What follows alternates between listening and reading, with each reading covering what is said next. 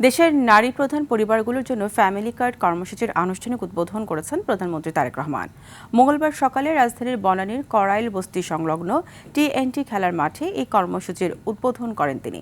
বলেন, নারীর ক্ষমতায়নের অংশ হিসেবে ফ্যামিলি কার্ড চালু করা হয়েছে। এ সময় 17টি পরিবারের নারী প্রধানের হাতে কার্ডের রেপ্লিকা তুলে দেন সরকার প্রধান। এদিকে উদ্বোধনের আগেই ফ্যামিলি কার্ডের টাকা পেয়ে আনন্দে আত্মহারা করাইল বস্তিবাসী।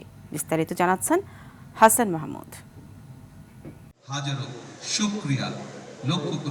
ফ্যামিলি কার্ড বিতরণ কর্মসূচির উদ্বোধন করেছেন প্রধানমন্ত্রী তারেক রহমান। অনুষ্ঠানে সভাপতিত্ব করেন সমাজকল্যাণ মন্ত্রী ডাক্তার AZM জাহিদ হোসেন। 4 কোটি পরিবারে যারা নারী প্রধান, তাদের কাছে আগামী 5 বছরের মধ্যে ইনশাআল্লাহ পর্যায়ক্রমিকভাবে সকলের কাছে আমরা এই ফ্যামিলি কার্ড নিয়ে যেতে সক্ষম হব। এ সময় সমাজকল্যাণ মন্ত্রী বলেন, ফ্যামিলি কার্ড নিয়ে রাজনীতি ও দুর্নীতি করার কোনো সুযোগ নেই। বিগত স্বৈরাচারের সময় যেভাবে তালিকা করে নিজেদের দলীয় লোকদেরকে কার্ড দেওয়া হয়েছে, সেগুলো থেকে বেরিয়ে এসে মাননীয় প্রধানমন্ত্রীর বক্তব্য হচ্ছে যারাই বাংলাদেশের নাগরিক তারাই এই কার্ড পাওয়ার উপযুক্ত এবং সবাই কার্ড পাবেন। আর এইটি নিয়ে কোনো ধরনের রাজনীতি দুর্নীতি করার কোনো সুযোগ নেই। অনুষ্ঠানে উপস্থিত ছিলেন প্রধানমন্ত্রীর সহধর্মিণী ডাক্তার জুবাইদা রহমান। এছাড়া মন্ত্রিসভার সদস্য, বিদেশি কূটনীতিক, জাতীয় ও আন্তর্জাতিক উন্নয়ন সহযোগী সংস্থার প্রতিনিধি ও দেশের বিশিষ্ট নাগরিক সহ বিভিন্ন শ্রেণী পেশার মানুষ উপস্থিত ছিলেন।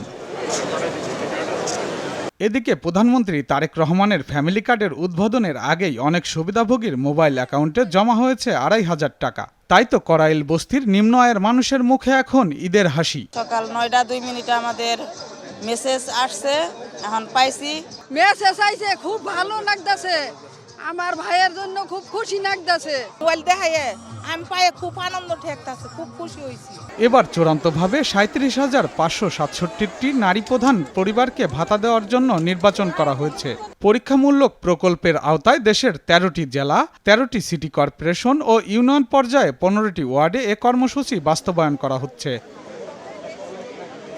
হাসান মাহমুদ, RTV, ঢাকা।